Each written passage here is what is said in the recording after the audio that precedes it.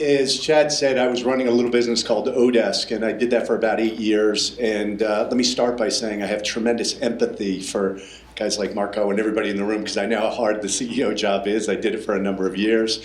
And I can tell you right now, is this being filmed? Shoot, the venture world is so much easier, at least now.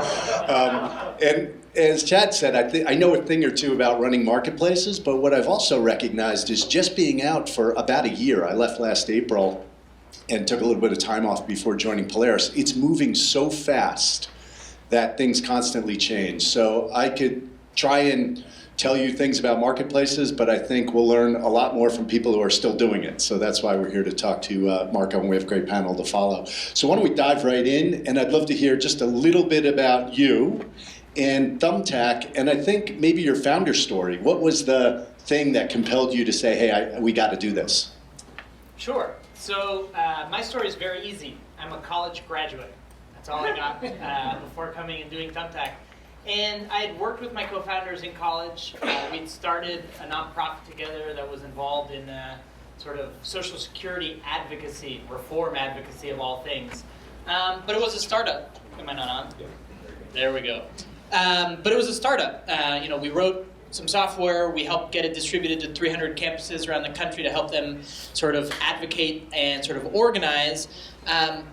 We ultimately had no effect on the national debate, but we had a huge effect on ourselves, which is we realized how much fun it was to start something out of nothing, rally people around a shared vision, and just kind of go for it. And so we decided to do it again. But we decided to get out of the political arena, go for profit, and move to the West Coast, all of which were good decisions. And this is actually where we did something that people tell you not to do, which is decide to start a company and then go hunting for an idea.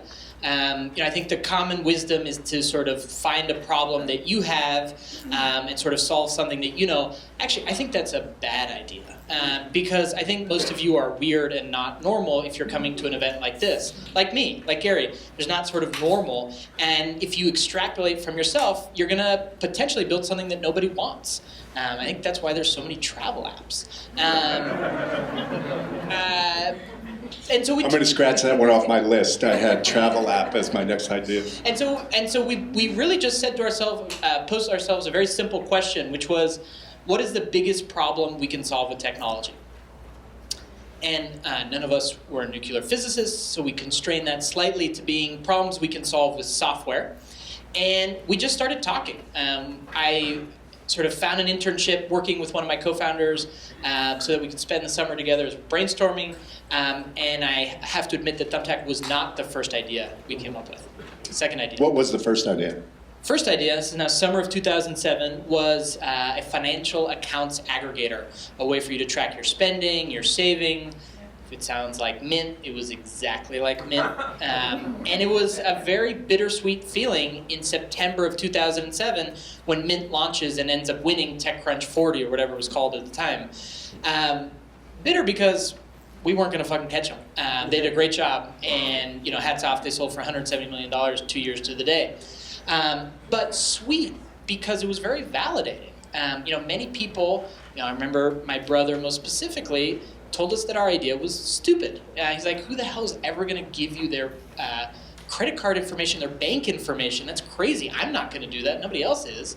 And I think that was a reasonable concern, and yet it turned out to be wrong, that if you brand it well and you sort of build trust and safety into sort of the messaging, you can get people to use it if there's enough value for it. So we sulked for a little bit, and then we went back to the drawing board. And the observation that led to, the next 6+ years of work was honestly pretty banal. It was, why is it so hard to hire a plumber? Here we were, beginning of 2008, where you could buy any product you could think of, and in sort of 4 clicks in a week, it'd show up at your doorstep. You could stay in touch with all your friends anywhere, anytime, find any piece of information on any topic, and yet you still have to waste an afternoon to find a plumber that you're trying to pay $600 to fix a problem that you have. Like, that just made no sense to us. And as we started to unpack that, what we saw was that the solutions that were available online, right, the Yelps, the Angie's, the Craigslist of the world, were nothing more than online versions of offline products. they'd gotten gussied up with pictures and reviews and some amount of sort of content that didn't exist offline. But at the end of the day, the user experience was the same. It was a directory, it was a yellow pages, or it was a newspaper classified. And we thought to ourselves, naively at the time, but it's like, there has to be something better. There has to be an easier way to bring customers and professionals together. And it took us the better part of 3.5 years to actually figure that out and make it all work. But that was the sort of impetus from the get-go, this feeling that there was an inevitable better solution out there, and we just had to go find it. And, like good marketplaces and networks, they don't just aggregate a market, they actually enhance it. And Angie's List was actually doing a pretty decent job of aggregating, right? I mean, they had supply, they had demand, but what weren't they doing that you saw as the opportunity? So at the end of the day, I'm sure all of you have felt this by and large, you have a problem, you have the money to solve the problem, but you don't know who to hire. And historically, the way you solved this problem was by calling down a list of phone numbers, either ones you found in the yellow pages or you found online, but you yourself as the customer had to go hunting or fishing to find a professional who was available and interested in doing your job. And similarly, from the professional's perspective, they had advertising solutions, but they were just fishing blindly. They were putting ads up on Yelp or on Angie's List, hoping that a customer would see them. There was no marketplace that was actively bridging these two sides and matchmaking. And what we realized is that there should be like Tinder for plumbers. As unsexy as that sounds, what you want is a really fast way to get matched with the right plumber. And then go on a date? Is that what you're saying? No. And then have them come perform the service. Whoa. Keep it clean. It's a family crowd. And so that's really what we're doing. We're a matchmaker for customers looking to hire professionals. And so the way Thumbtack is different is that instead of having to call yourself or reach out yourself, we do the matchmaking. So you come to Thumbtack and you define what you're looking for. You lay out the project that you're trying to accomplish. We take that, we then sort of match it against our list of professionals to send it to the ones who are qualified to do that, who serve your area, and we know have done good work for that type of job in the past. And we ask them, we say, hey Joe, hey Jane, are you interested in this job? So for the first time, for these professionals, customers are being brought to them. They have an app, they open it up, and it's an inbox. And it's an inbox full of potential customers. And they can look at it, they can see everything the customer told us, and if they believe they're a fit, at that point, they pay Thumbtack to be introduced to that customer and send through a quote and pass along all of their reviews and profile that we've collected. And so then for the customer, without having to do any work, they're getting these introductions to qualified, available, and interested professionals with the price that they're willing to do the job for and all the reviews that you need to make a confident hiring decision. So we've empowered you to sort of get to done much faster and much better than really anybody else. So how many bids does a client get with each submission? So we cap it at 5, and our goal is to get you 3 to 5. What we found is that 1 to 2, 0 certainly is not enough choice. You don't yet feel confident that you've really understood what the market will charge for your service. But once you get to 3, at that point you're very satisfied. You're like, okay, great, thank you. You've brought me real options, and now I can choose among them. Because on Thumbtack, the average purchase price is pretty high. It's $600. So it's not like a casual purchase. This is, your water heater broke. You want to stain your deck.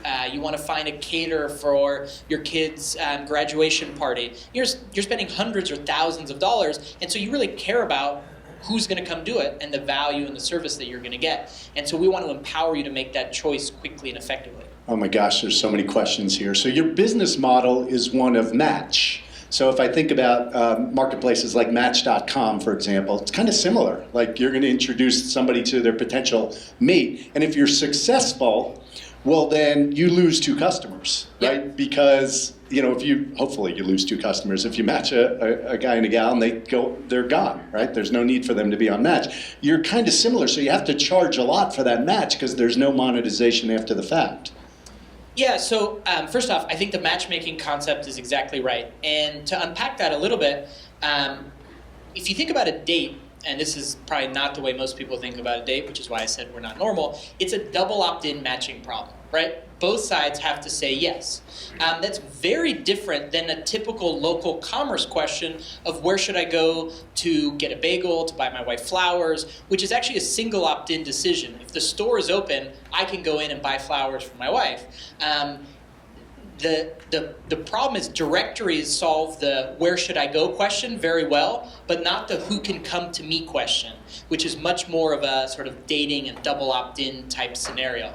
Now, to Gary's sort of point about the monetization, it's true that we just monetize the introduction.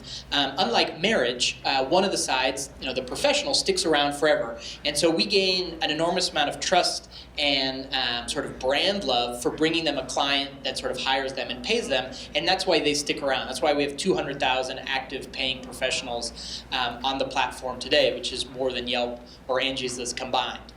We don't then monetize their future interactions, be it sort of a subsequent job or a series of jobs.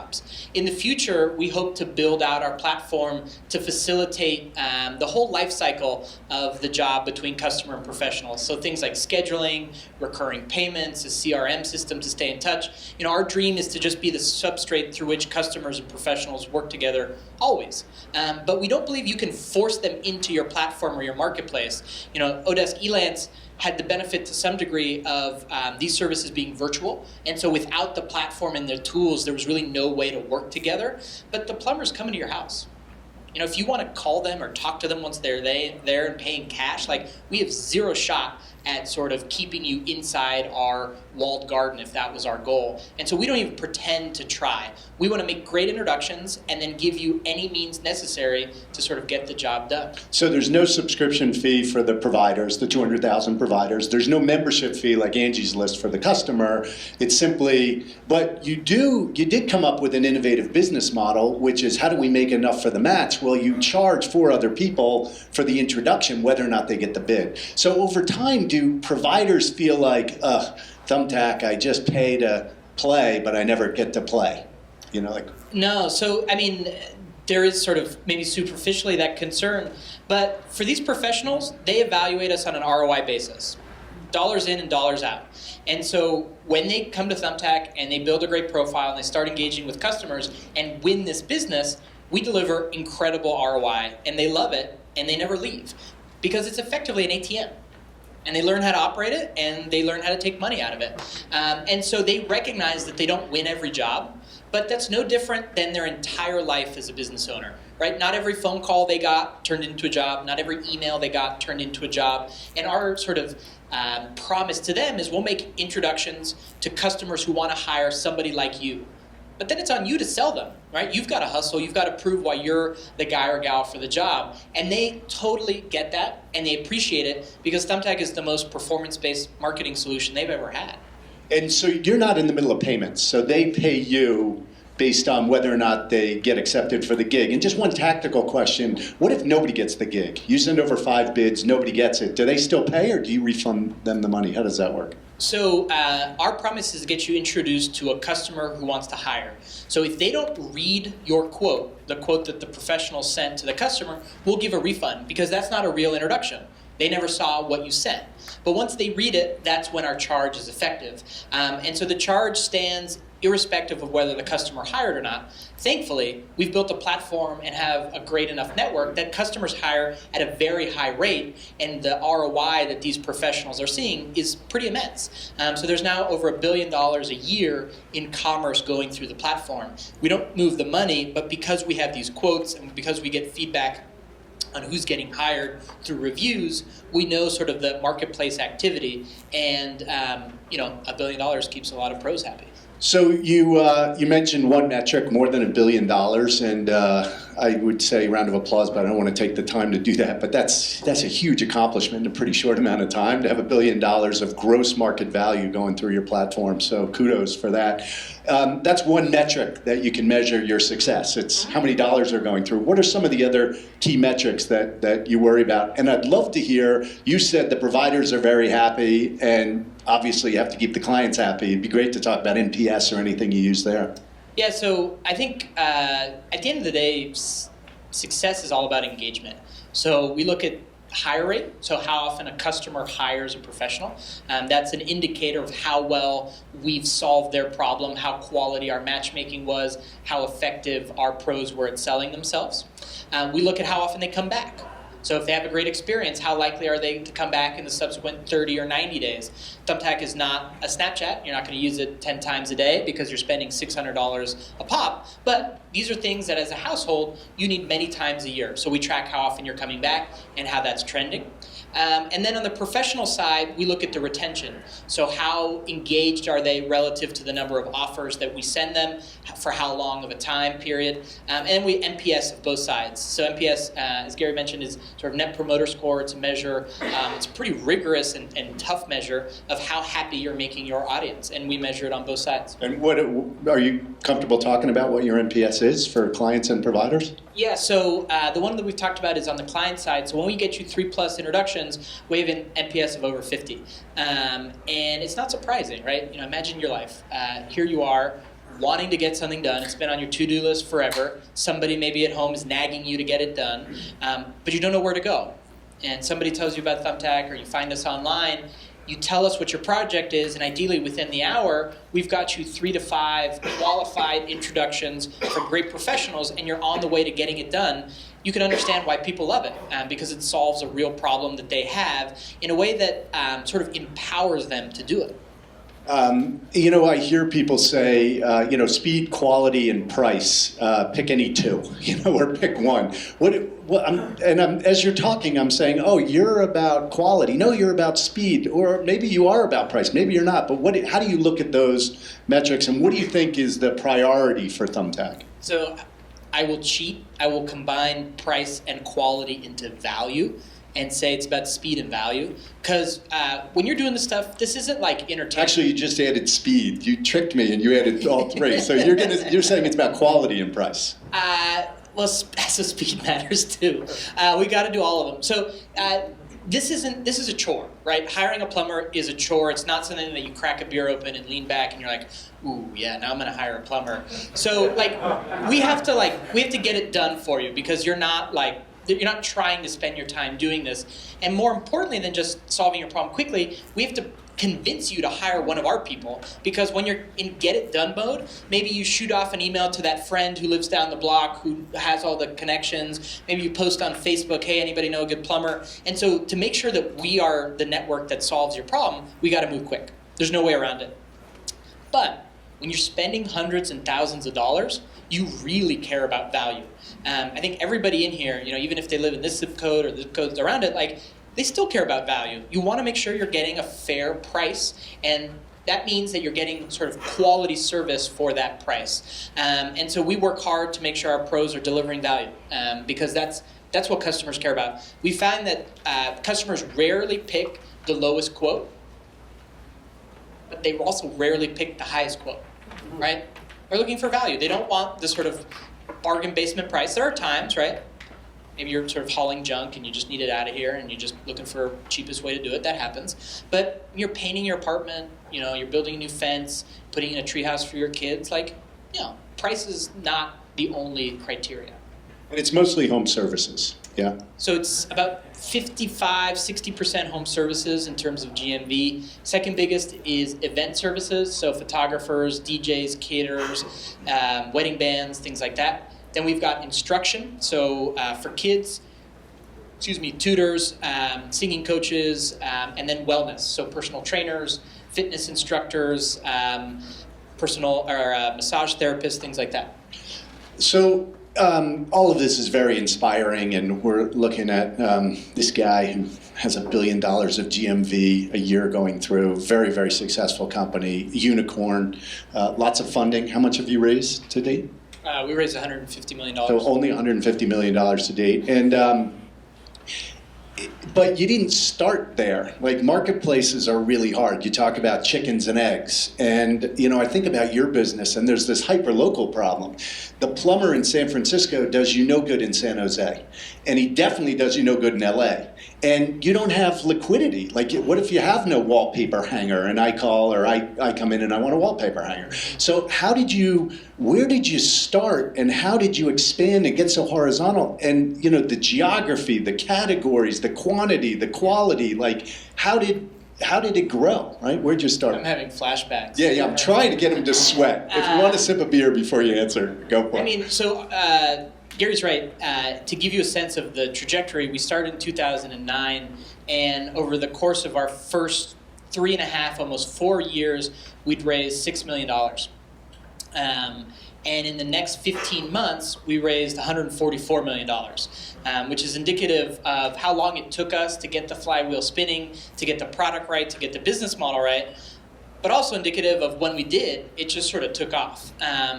And the early days, as sort of Gary was talking about, is all about building liquidity.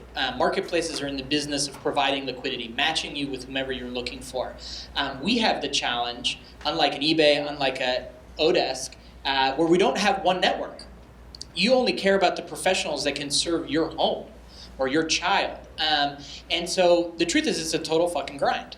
There's just no other way around it. And the way that companies solve this problem, there's a great blog post titled Come for the Product, Stay for the Network. And to unpack that, if you think about, you have to pick a side. And typically you pick the supply side because they're more motivated because they're the one earning money, and so they're on the hunt for customers all the time. So as we did, we picked the service side, the supplier side. But then how do you get them to show up? Because you can't credibly promise them more business because you don't have any. And so often you start by offering them a tool. In fact, Odesk has this story. It started as a tool for managing sort of outsourced sort of workers. Thumbtack started by offering a tool to our service professionals to post on Craigslist. And so we said, hey, come to Thumbtack, fill out a profile, and then we'll give you sort of a really easy way to post a pretty good-looking profile onto Craigslist, where you know there are customers and you are trying to advertise yourself. The great thing is that was a powerful sell. It got thousands, tens of thousands of professionals to sign up, so much so that we then had a magnet. We had enough of a mass of professionals that we could begin to attract customers directly to us. And here's when we finally were able to sort of ditch that Craigslist tool, and instead of having to sell that, we could sell credibly to a new professional, hey, we've got more customers, which would bring in more professionals, which would help bring in more customers, and that flywheel then really got spinning. But it took the better part of 2.5 years, maybe 3 years to really get going. So are you just strategically brilliant, or did you just sort of luck into it? Like, how did you navigate through? The whole time, have you always been, sort of a year in advance saying, oh, this is what we're going to have to do? Or have there been times where you're like, let's just go this way? And, talk about a couple of pivots or key decisions that you made that just turned out to be luckily right. I think we're just really stubborn, and we just never gave up. So my co-founder has described the early years as wandering around in a dark room looking for the light switch, right? You're just kind of like patting the walls. You know it's somewhere. You know it's usually sort of yay high. You don't know where it is, and so you're just tapping around. And we knew there was a light switch. There's always a light switch in the room. You just have to go find it. And so I think the framework I used is not particularly sophisticated, was what is the most existential threat to the business? And that's the only thing that matters. So at first it was getting suppliers. No suppliers, nothing else matters. So we sort of iterated on that, came up with the solution. Then it became get customers.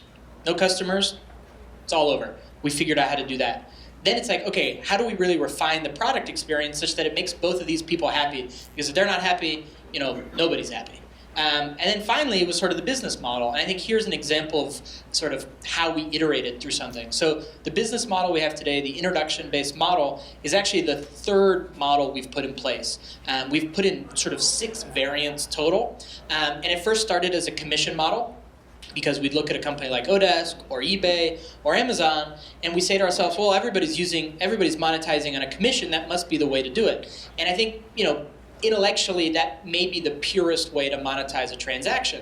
But turns out, when you're dealing with real-world transactions, that's really hard to pull off, practically. Simply staying in the loop, closing out the transaction, knowing who won, when, and for how much. Especially if you're not in the middle of the money. If you're in the middle of the money, it's easier, but still hard. But still hard. You look at a lot of local marketplaces, and they haven't really been able to do it. Many have not. And so that didn't work. We tried a subscription model. where that was much clearer to professionals. We were able to collect very effectively, got millions in recurring revenue, but it had a fundamental problem in that it actually made the experience for the customer worse.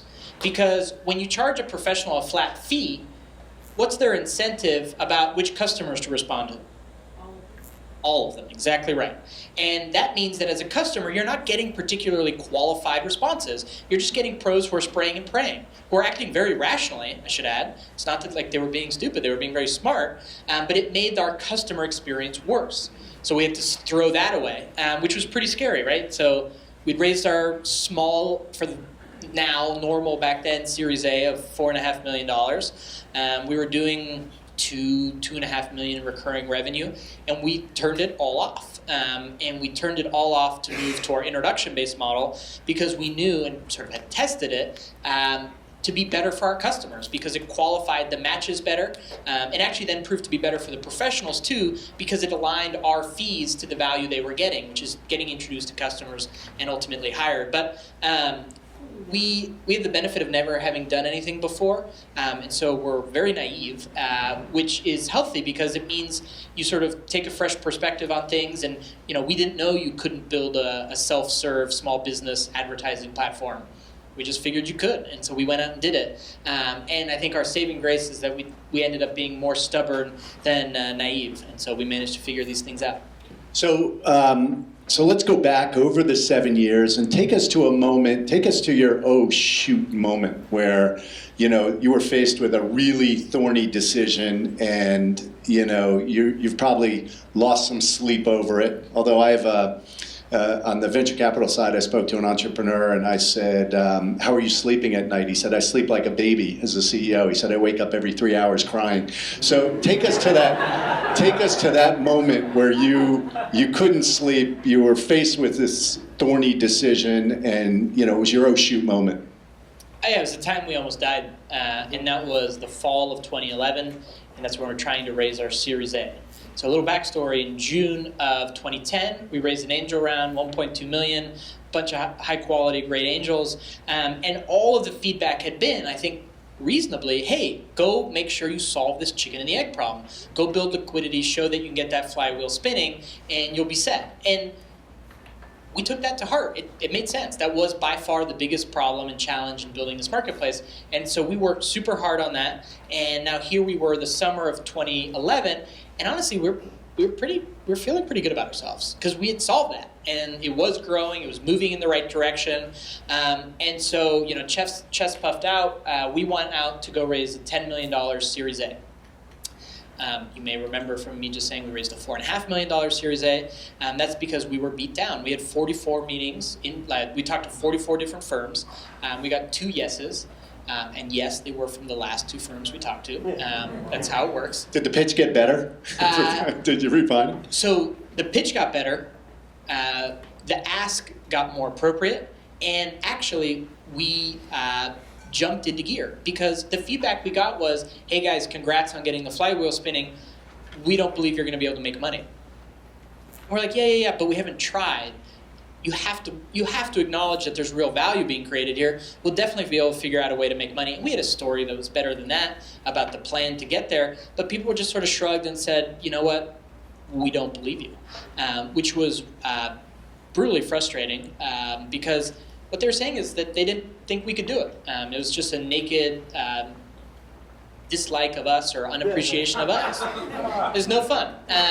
And that also sort of, when 40, sort of supposedly very smart and well-respected firms say no and say, we don't believe you can do it, then you start doubting yourself and your team starts doubting itself, and it sucks a lot.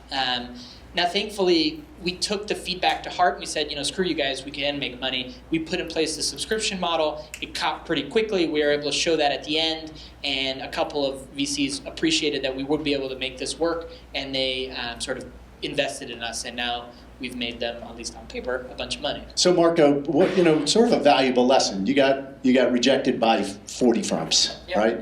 A good friend of mine started a little company.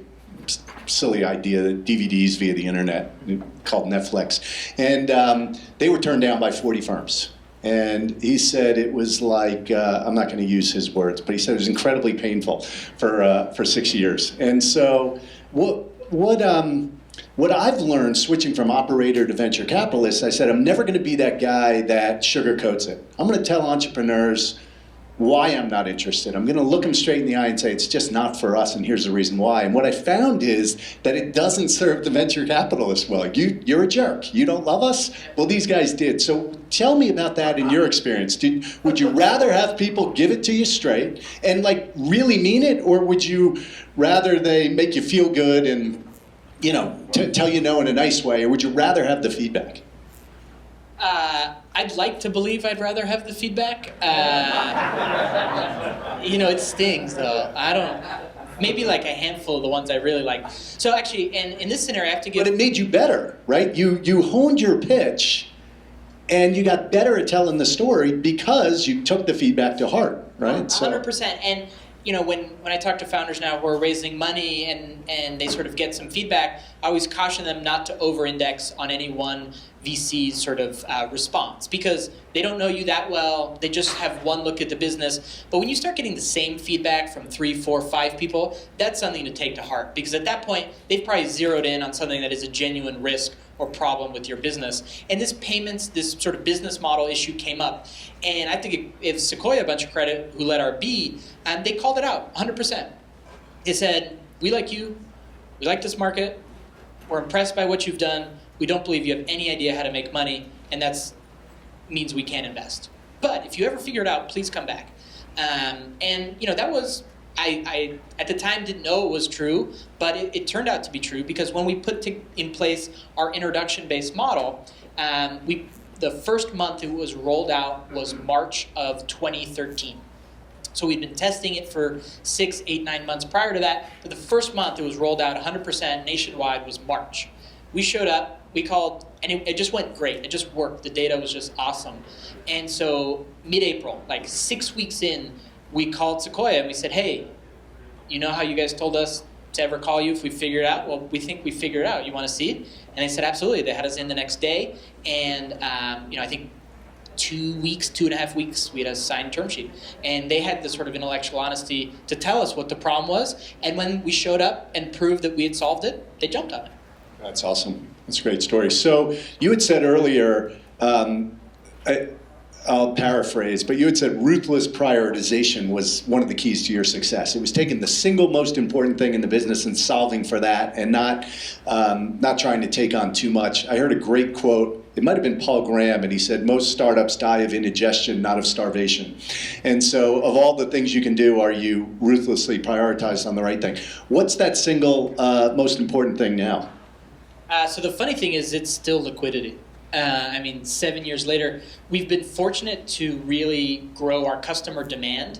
The challenge is when you grow that as fast as we have, you got to keep the supply side there. And so our problem is still, to this day, we don't have enough professionals on the platform to consistently deliver customers exactly what they want, which is 3 to 5 relevant, great introductions. So we're still working on fixing that. But you've expanded geographically and category-wise. You weren't in education and lessons and other things. We're now in 1,400 categories in every city in the United States, which compounds the challenge of this problem. But it's still our problem. And you look at an Uber, they're still supply constrained in a lot of markets. Airbnb, still supply constrained. I know Postmates struggles to get all the couriers it needs to deliver sort of all the deliveries they have to do. So it's actually a pretty common phenomenon when marketplaces really hit and they get a lot of customer traction, that actually scaling the supply side, attracting them, educating them, activating them becomes the biggest bottleneck. I think there's a valuable lesson here. Bob Cagle, who's a partner at Benchmark, or was a partner at Benchmark, one of the founders of the firm, said to me early on, he said, Gary, we love Odesk, it's a good business. He said, if you're in a marketplace business where you have to recruit for both sides, you're done. He said, what you want to be able to do is recruit for one side and have the other side come organically. And the best marketplaces are ones where if you do recruit one side, it can bring the other side, and you get this momentum going. So if you think about Uber, I was in New York, and they're recruiting for drivers. They have a billboard, and it says $50,000, it says make $5,000 a month, guaranteed. and for drivers. But what that also does is it brings riders, right? We tell each other how great the service is, and Uber has spent $0 on client acquisition. So they like to say that. Yeah. I think it's total BS. well, because they have They subsidize it. yeah, they subsidize. They give you a coupon. Here's $10, etc. No, even more. They lose money on like Uber Pool. Yeah. And they do that to drive demand. They know that if they lower the price, they drive demand, they kill Lyft, and they become sort of monopoly. So they do a ton. They're spending hundreds of millions of dollars on customer sort of acquisition. Yeah, they can afford it. Yeah. So what about you? So you're constrained by providers. Now you have to go get clients. Talk about client acquisition. How do you get your clients on the platform? Yeah, so we have the benefit to some degree that we don't need to educate customers about this problem. If your water heater is broken, you're looking for somebody. If you want to sort of paint your kitchen, you're looking for somebody. So our biggest challenge is, first off, awareness. So helping a customer know that we are there. And then confidence, that we can actually solve their problem more effectively and better than anybody else. And so on the awareness front, historically, it's really just been organic search and word of mouth. That has carried us to where we are now. We are now beginning to test sort of real brand marketing. So in 4 cities in the United States, there's TV ads showing Thumbtack actually for the last 6 weeks. Has anybody seen the ad, by the way? This is not one of the cities. So if you're in San Diego... I saw it on Facebook. So one of your employees posted it. It's fantastic. The Muffin Man ad. Yeah, it's really good. So it's our first foray. So we really haven't spent any money on consumer marketing. So no paid search, SEM? No, I mean, it's percents. Just to learn and play with it, but no, because we figure we're still supply constrained. Why sort of buy these ads? The great thing about brand marketing is it gets both sides. And so we went out with the message that we wanted to resonate with customers and get them excited about Thumbtack, but also that a professional could see themselves in the ad and say, hey, that sounds awesome for me too. I want to be on that platform. And it's worked great. We got to keep testing our way to sort of hone the message, hone the buying strategy. But I think, over some point in the next 12 months, you'll see us on TV and you'll see us get after it. Awesome. Well, I just got the 5 hand held up. I guess that means 5 minutes left. I'm shocked. I thought we were just getting started. You haven't even had a chance to finish your beer. Let's turn it over to you and say any questions for Marco. I'll repeat the question. So. What are your thoughts about what's happening with Instacart and how they're converting from a marketplace? Thoughts on Instacart and how they're converting? Like the 1099 W-2 issue. So I think it's a very real Is issue. everybody familiar with this? So there's with marketplaces, there's this interesting question as to who's the employer of record. So are you a marketplace where you're connecting 2 sides? So you can think about Thumbtack, where they're not in the middle of the transaction. They're merely creating the platform where a buyer and seller can come to meet. eBay's not in the middle of the transaction. They're creating a platform where I sell a used good to Marco, who buys my used good. Just a marketplace. Or Instacart, where you call Instacart, are they a reseller? As far as you're concerned, they're the one throat to choke. So there's a question over who's the employer of record for the employee. Yeah, I think it's a very real issue, and one where what has happened is these companies have moved faster than the regulation. And I think it's reasonable to call out that the relationship between these workers and the platform is kind of different from both the traditional salaried employee as well as the traditional independent contractor. So Germany actually has the concept of a dependent contractor, which is this kind of like in between. So I think it'll take years, but I do think we will see sort of regulatory change to deal with this. In the short term, I think it's a huge business risk.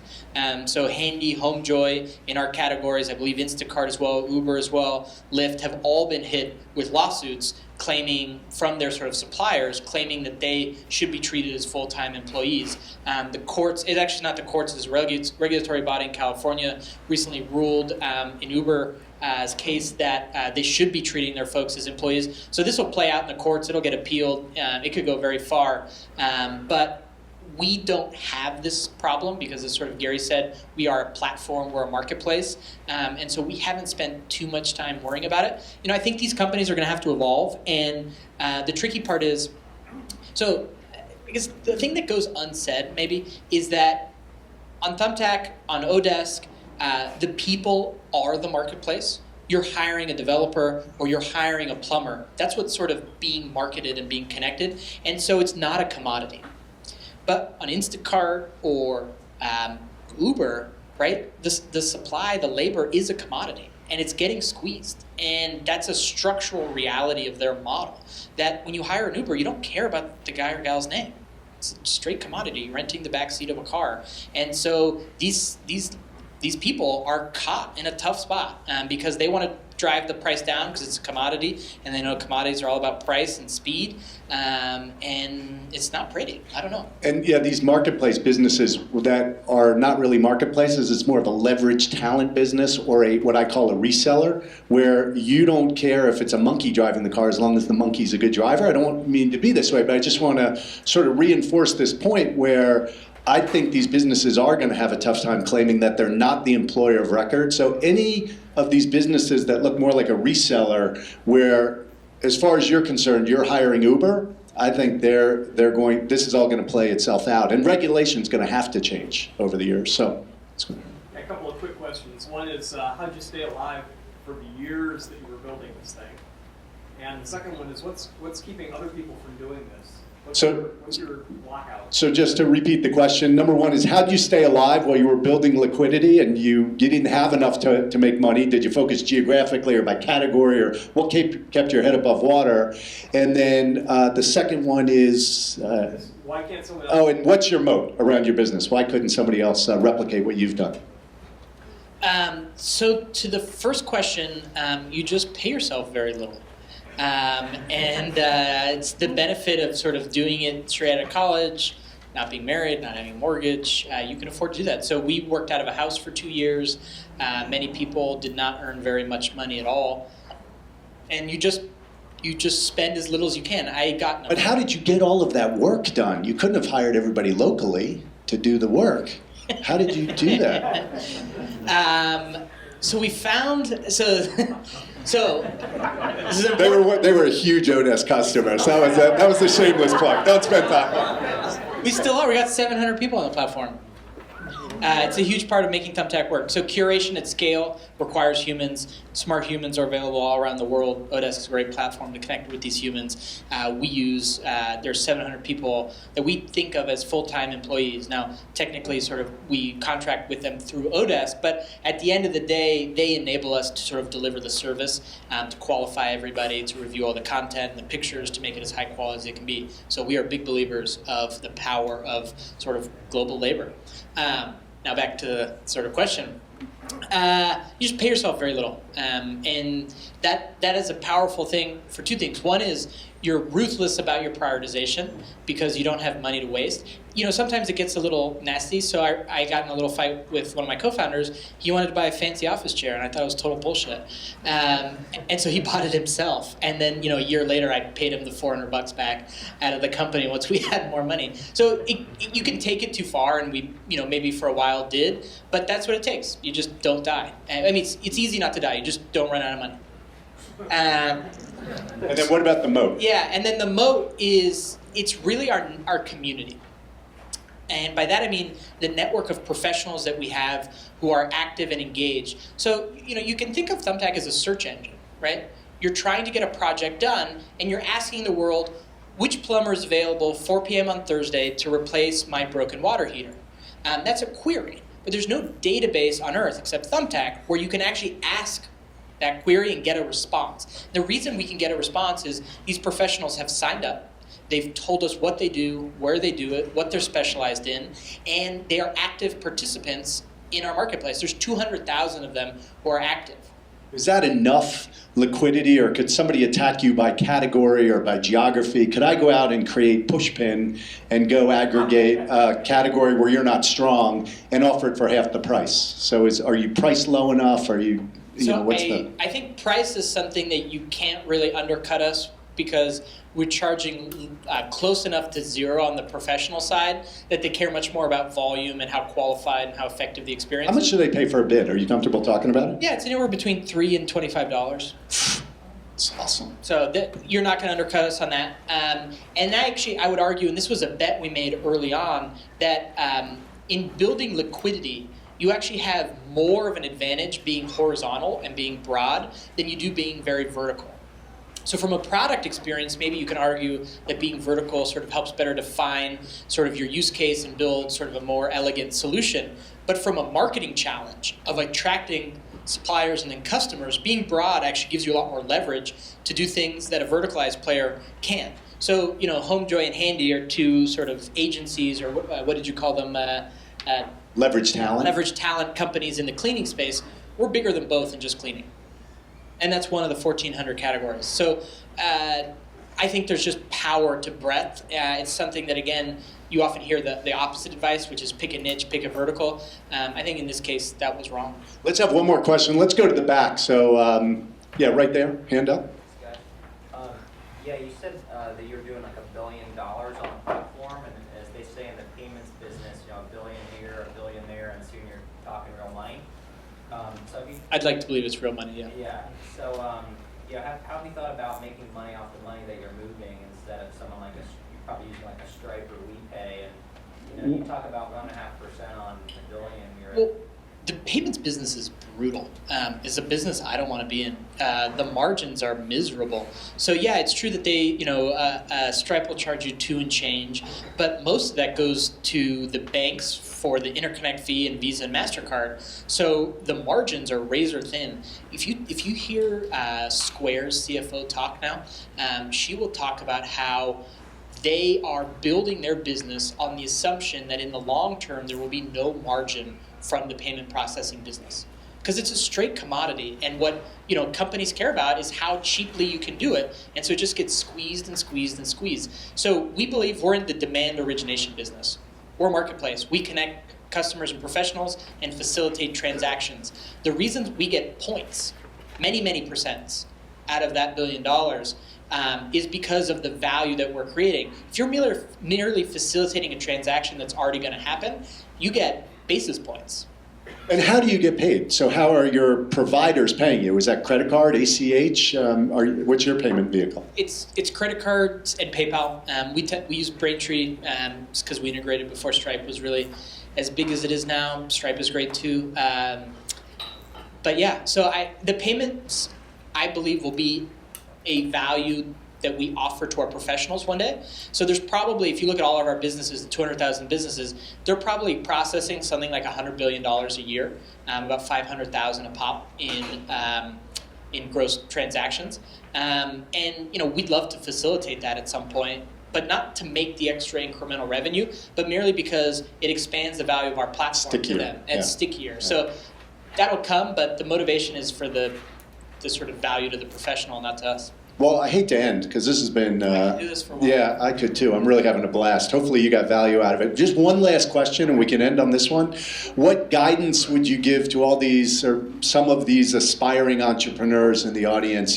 Sort of one piece of sage advice that helped you to get to where you are today, recognizing the journey's not done yet. But what would you tell the folks in the audience? I mean, I think it comes down to 2 things. You have to have a deep burning passion for what you're working on, and I think that means 2 things. You have to believe it's inevitable. You have to believe that even if you fail at it, somebody's going to do it, and you have to sort of believe that with every bone in your body, because otherwise you're not going to be motivated, because there's going to be times where it's not obvious that you'll figure it out, or not obvious you're going to win, and it's that inevitability or the belief in it that carries you forward. And sort of related to that, I think it's being enamored, not necessarily with the product or the service that you're creating, but with the impact that it has. I've talked to a lot of people who are like, oh, I'm building this thing because I love working on this problem. And I tell them, hey, are you going to say the same thing to me in year 2 or year 4 or year 8? I think you can get bored of problems pretty quickly. But it's the impact that you can have through what you're building and the various problems that you're going to solve that I find sort of eternally motivating, or at least to date, ever more motivated. So have a passion. Pick something that you really enjoy. Hopefully you're good at it. And to the extent that that's a big market opportunity, you've got the trifecta. So please join me in thanking Marco Zappacosta. Thanks, Gary.